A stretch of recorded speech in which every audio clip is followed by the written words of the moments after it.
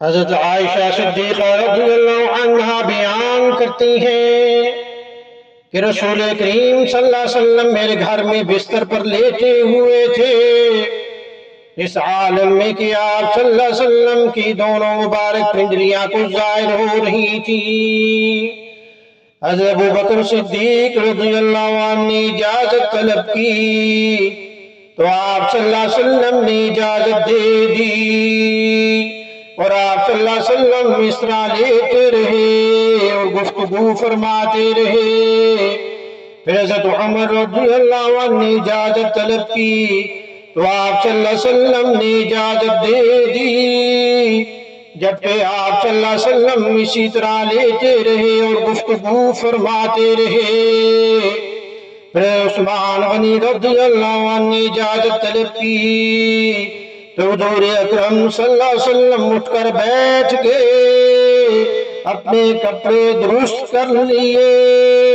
حضرت عثمان غنی رضی اللہ عنہ آ کر باتیں کرتے رہے۔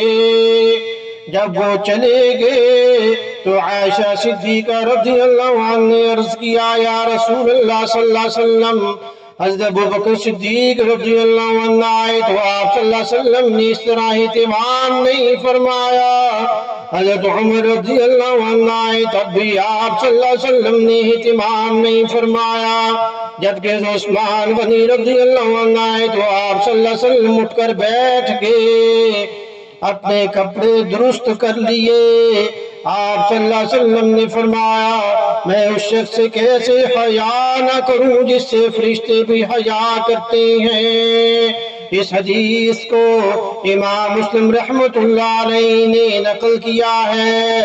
اسی طرح عثمان غنی رضی اللہ عنہ کی سخاوت کا کیا کہنا، غزوہ تبوک کے موقع پر مسلمانوں کی بے سر و سامانی کو دیکھتے ہوئے پہلی دفعہ 100 اونٹ، دوسری مرتبہ 200 اونٹ اور تیسری مرتبہ 300 اونٹ دینے کا وعدہ کیا۔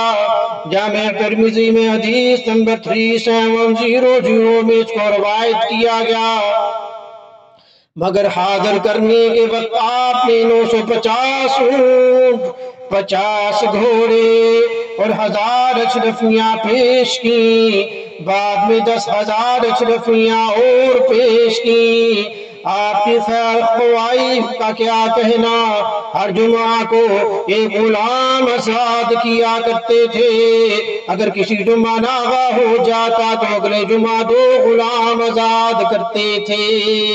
باحیا ایسے کہ بند کمرے میں غسل کرتے ہوئے نہ اپنے کپڑے اتارتے نہ اپنی کمر سیدھی کر پاتے۔ اللہ پاک ہمیں صحابہ کرام رضی اللہ عنہم کے نقش قدم پر چلنے کی توفیق عطا فرمائے۔ تو 18 ذی الحجہ کو آپ کی شہادت ہوئی۔ آپ جمعے کے دن روزے کی حالت میں تھے، 82 سال کی عمر میں آپ کو جام شہادت آپ نے نوش فرمایا۔ حیا والا غنی اور جامع القرآن کہتے ہیں، وہ داماد نبی ہم سب جسے عثمان کہتے ہیں۔ اللہ پاک عمل کی توفیق عطا فرمائے۔ وما علینا الا البلاغ المبین۔